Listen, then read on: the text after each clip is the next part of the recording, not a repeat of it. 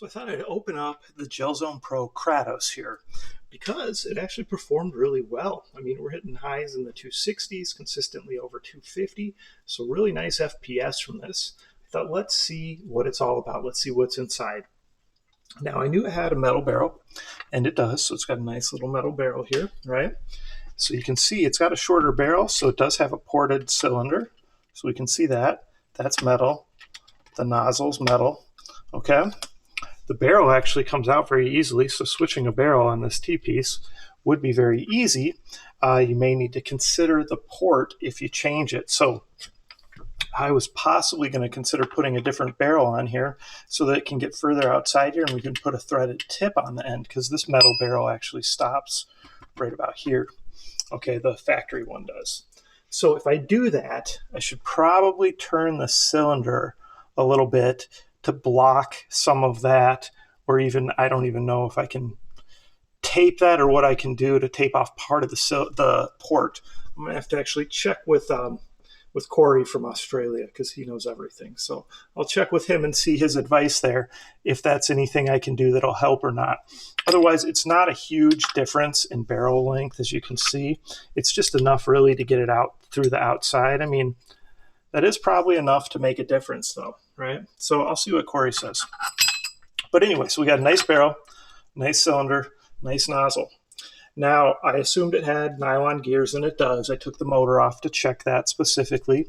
It is a nice motor though, even though it's not metal or whatever, it doesn't have the metal pinion and there's no metal gears, but it's still a good quality motor. So that's good. So overall, everything I see in here looks good. So I took the spring out. Here's the spring. So lengths of springs can be deceptive, right? Because this looks really long. Here is like an M90 and it looks so much longer, but then of course, look how much bigger these coils are. This is so much tighter. So this isn't necessarily more powerful than this spring here. It's just longer, right? Because then here's like an M140, right? So the M140 is longer, but it's way tighter. I mean, this isn't, if you looked off of just length alone, you'd think this was like an M30. It's definitely not. So I might just go ahead and put this M95 in here to see what kind of difference we get, right? Because it should still be able to handle that just fine.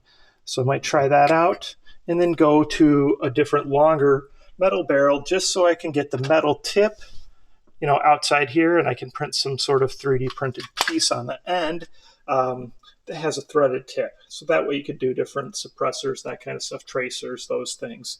So maybe I'll end up painting.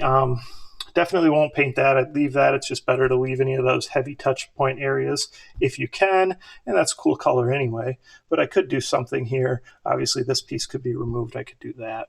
And then this piece obviously comes off. So taking this apart is pretty easy with just doing screws, right? Just screws, any screw you see. There's a couple screws back here on the piece that holds the stock in. So you may miss those two right there. So you got to do that. And then you'll get everything unscrewed, and you'll be like, I can't get it open. There's a sticker in the battery bay that's actually a really strong sticker, so you need to take a little razor and cut that. But if you do that, you can easily open it up. So it's just kind of cool seeing what's inside here because it did perform well. It's nice to check on that and see what's up.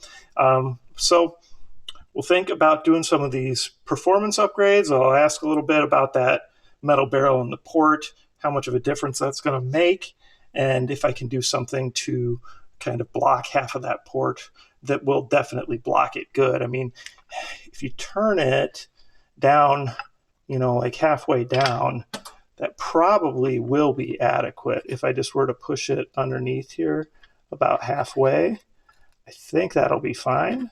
So I might end up doing that, but I'll double check with Corey just because I know he always knows the right answer. At least he has thus far. So anyway, if you got any comments or questions, let me know. Otherwise, this is definitely a good blaster, a good value, good performance. I would say the best non-realistic blaster that I've ever tested, for sure, okay, when it comes to performance. So something to consider if you're looking for something that isn't realistic, still has good power, upgrade possibility really is just going to be maybe a bigger spring and, messing with the barrel slightly. That's almost more for cosmetics because I'm just going to go ahead and put a threaded tip on that. And I don't think that's going to be enough to make much performance difference. But the spring probably would. So we'll try that out. We'll see what happens. And of course, I'll do some videos after the fact and let you guys see. So comments, questions, post them below. Of course, like, subscribe, share my channel with your friends, and participate in those monthly giveaways. Oh, one last thing. I can almost guarantee this is the exact same gearbox inside that Gatling gun. So that Gatling gun style blaster from Hydro Strike and Gel Zone and Hydro Strike are essentially the same brand.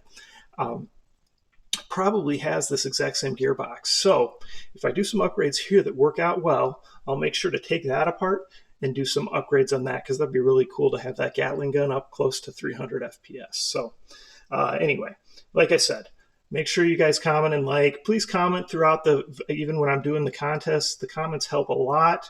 And of course, liking videos and all that stuff and sharing with your friends. So thanks again, and check back for more.